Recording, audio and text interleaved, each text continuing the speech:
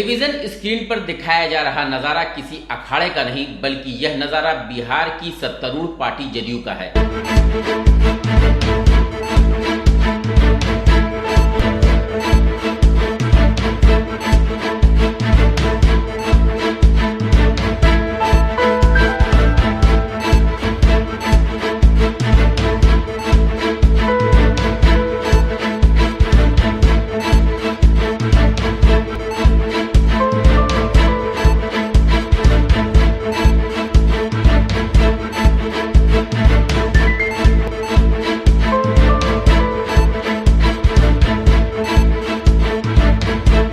मैं हूं सैयद मुस्तफा कमाल और आप देख रहे हैं वीवीसीएन IBN टीवी।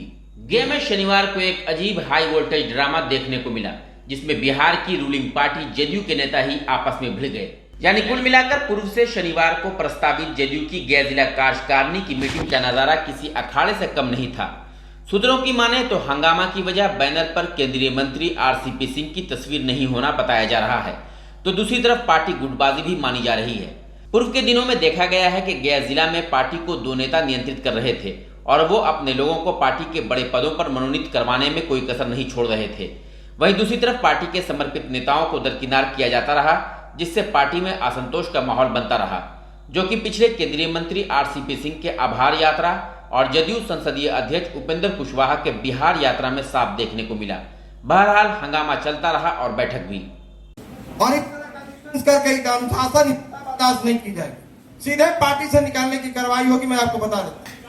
हाँ, एकदम सीधे। इस तरह की बात नहीं चलेगा, जो मन करेगा करिए।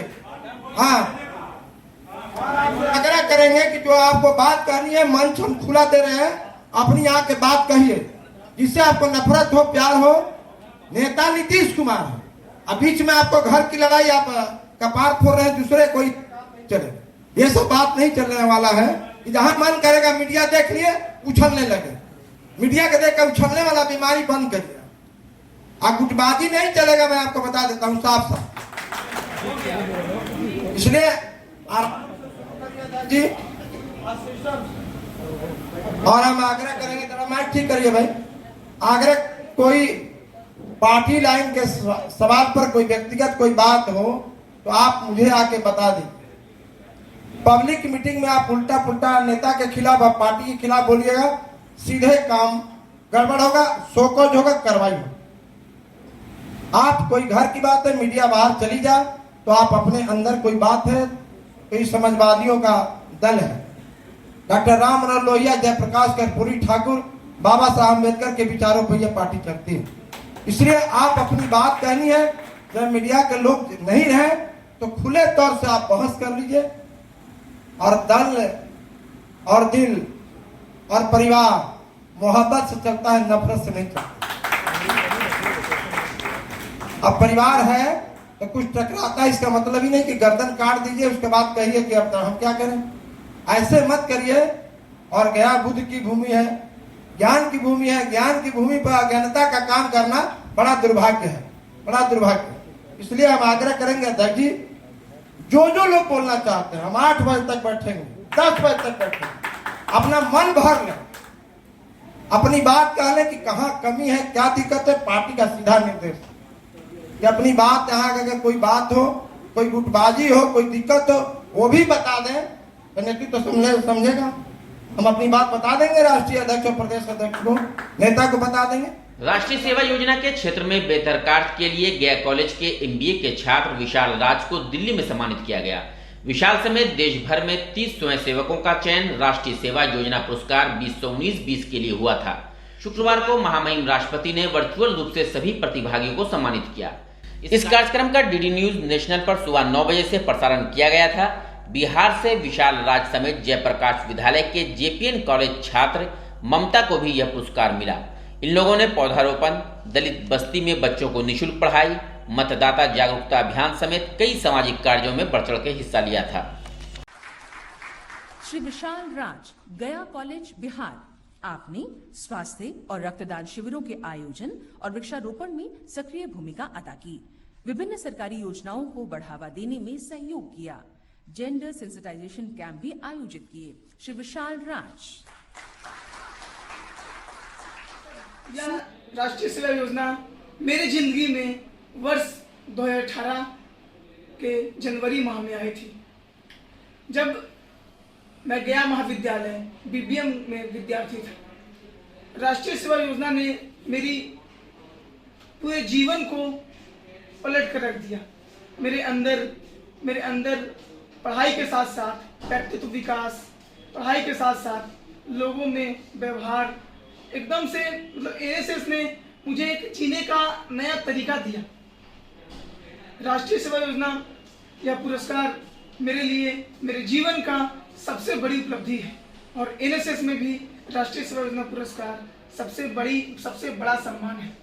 यह पुरस्कार भारत के महामहिम राष्ट्रपति के द्वारा दिया जाता है। इस वर्ष कोविड को देखते हुए वर्चुअली मोड में राष्ट्रपति के कर कमलों द्वारा यह पुरस्कार 24 सितंबर को प्रदान हुआ। मैं काफ़ी खुश हूँ।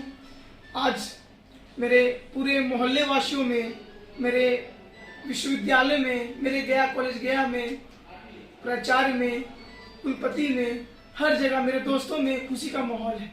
किसान विरोधी 3 कृषि कानून को वापस करने, प्रस्तावित बिजली बिल 2020 को निरस्त करने, एमएसपी को कानूनी दर्जा देने, कमर तोड़ महंगाई, डीजल, पेट्रोल, रसोई गैस की बेतहाशा मूल्य वृद्धि और किसानों को सर्वसुलभ सस्ती यूरिया खाद को उपलब्ध कराने के सवाल पर किसान संगठनों के आह्वान पर 27 सितंबर भारत बंद को सफल करने के लिए महागठबंधन में शामिल दल राजद, कांग्रेस, भाकपा, माकपा आदि के नेताओं ने बैठक कर भाकपा माले जिला कार्यालय रमना भवन में इस भारत बंद को सफल बनाने की योजना बनाई। क्रांतिकारी सलाम करती हूँ, और आज जो हम लोग प्रचार कर रहे हैं 27 सितंबर भगत सिंह का जन्म दिवस के अवसर पर आज पूरे 10 महीना होने जा रहा है 27 सितंबर को।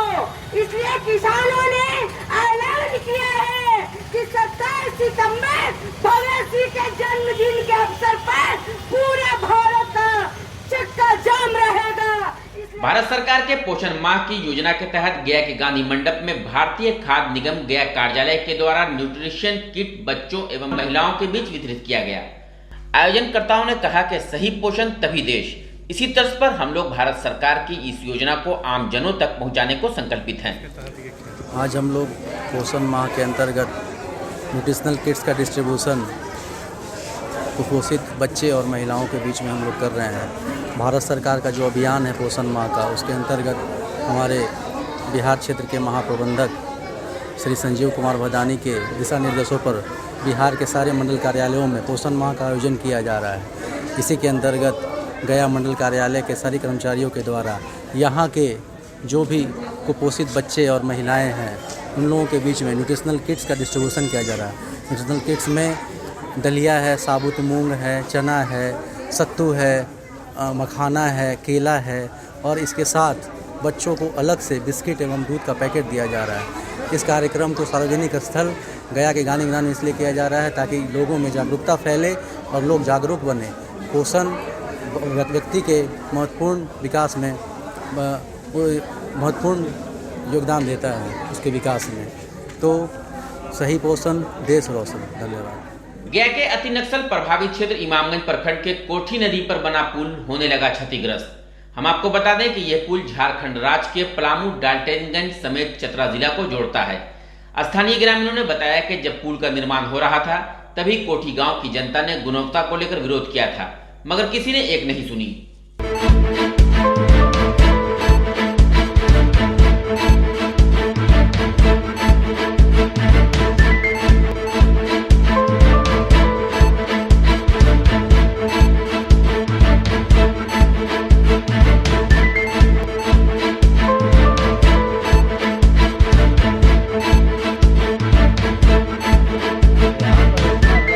कर दिया ठेकेदार, और हम लोग का कुछ सुना नहीं, अपना मनमानी कर दिया।